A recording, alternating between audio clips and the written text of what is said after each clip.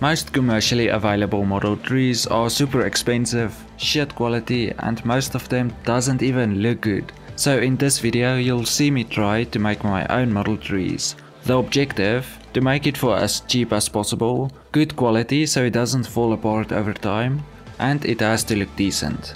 In this video I do not show you how to make a tree using all of those expensive modeling materials from companies. This tutorial is designed that everyone should be able to follow along.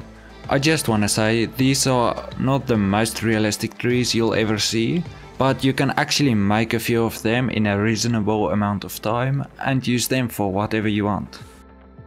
First, you want some firm wire for the mounting pin.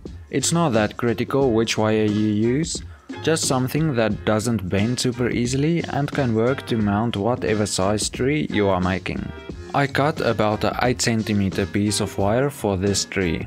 To make the branches, I use copper wire strands. I got this out of some old DC battery cables I had lying around. I understand most of you don't have this stuff lying around. There are a few options. You can either buy wire like this, or you can ask an electrician friend or someone for some old short pieces of battery cables, or you can buy it new.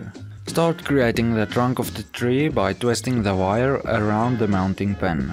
I use some pliers to help twist it nice and tight. I started with 72 strands of wire, which is also how it was bundled inside the cable. So for this tree I had a total of 144 strands to work with and make the branches out of.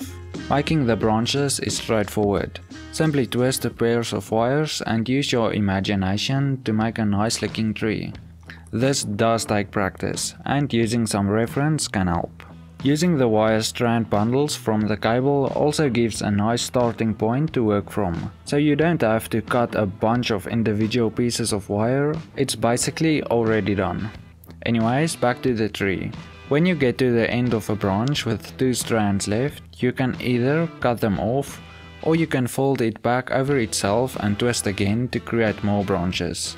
I only do this for smaller branches which I didn't have much strands for to start with, if that makes sense. Then simply shape the tree as desired.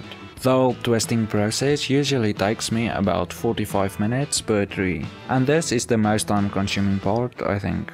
Then I use a hot glue gun to glue in the mounting pin. I pull it out slightly, apply the glue and then push it back. To paint it and remove the twisted wire appearance, I basically use a 3-step process. First, the base coat. This will help the next layers adhere to the copper. I use a paintbrush to apply this, and I use some normal cheap acrylic paint. You could also use spray paints, but that's not efficient at all. You can only spray like 5 trees before the can is empty. And this is fun to do while listening to a podcast or something interesting. The paint will shrink when it dries, so for the next layer I add some very fine sifted sand. This is the same stuff as I used in the road tutorial. I use a ratio of about 40% powder and 60% paint. It's basically only to make the paint not shrink when drying. Then I add some fine sawdust to the wet paint on the tree. The plan was to simulate bark, but it didn't really work, so I just left it as it was. After letting it dry, I followed up with another layer of paint. This time I added a bit of brown and green, and this would be the final layer. And I of course did some dry brushing. I started by applying some dark green in areas I imagined there to grow some algae and moss on the undersides of overhanging branches. No idea if that made any sense, but oh well. After letting everything dry, it's finally time to move on to making the leaf/foliage materials. Yup, I'm sure you didn't expect to see a bunch of tea bags. I asked a bunch of family and friends to keep them for me. And this actually works perfect for making foliage. Let me show you how. By the way, it doesn't really matter what type of tea it is. This is mixed with some other types of tea, but most of it is rooibos tea. If you don't drink tea, you can try to find sawdust that's similar to this in texture.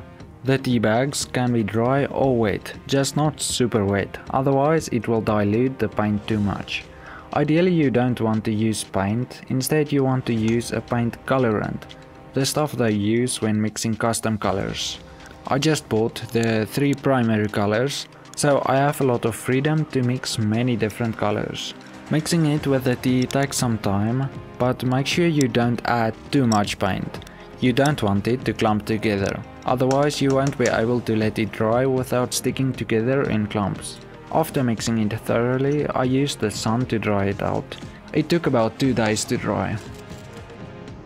Then I used a fine flour sieve to break down the bigger bits and separate it into 2 coarseness levels, one fine and the other more coarse.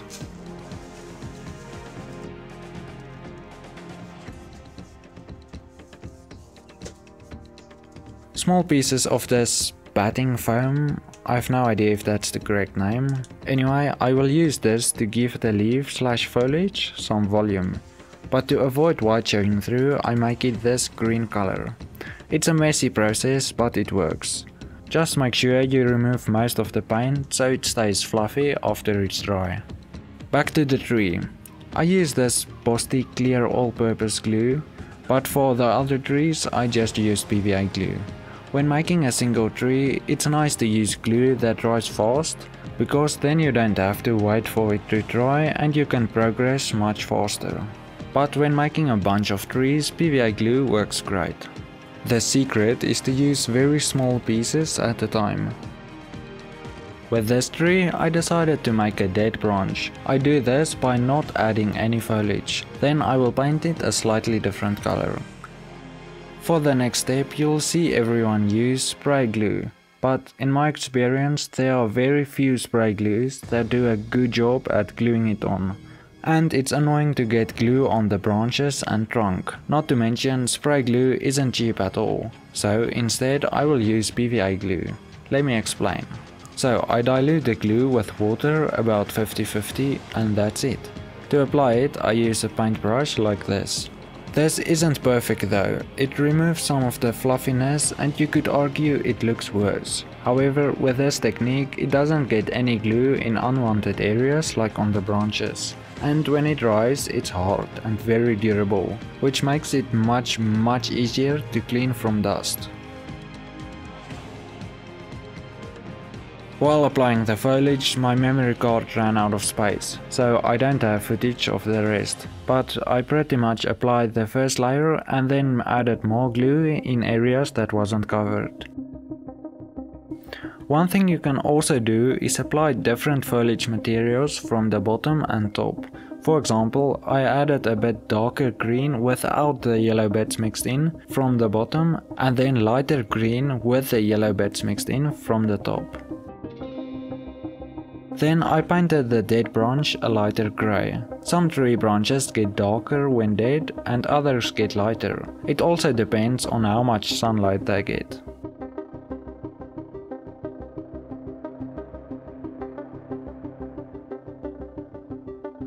Next, I made a small diorama to showcase the tree.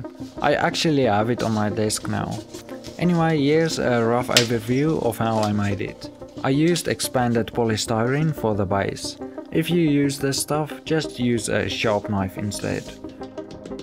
This is some of my homemade sculptor mold. I have a tutorial about it on my channel. I didn't want to spend too much time and effort on this diorama, so I left the sides quite rough.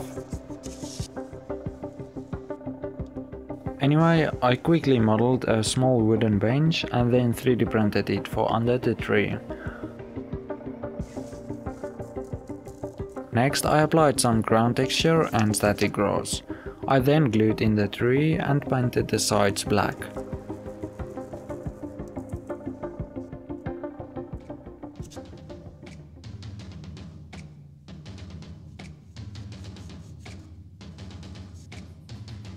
And finally I painted the cute little wooden bench and glued it in place. I didn't have a model person to sit on the bench, so instead I experimented with a horse. Thanks for watching.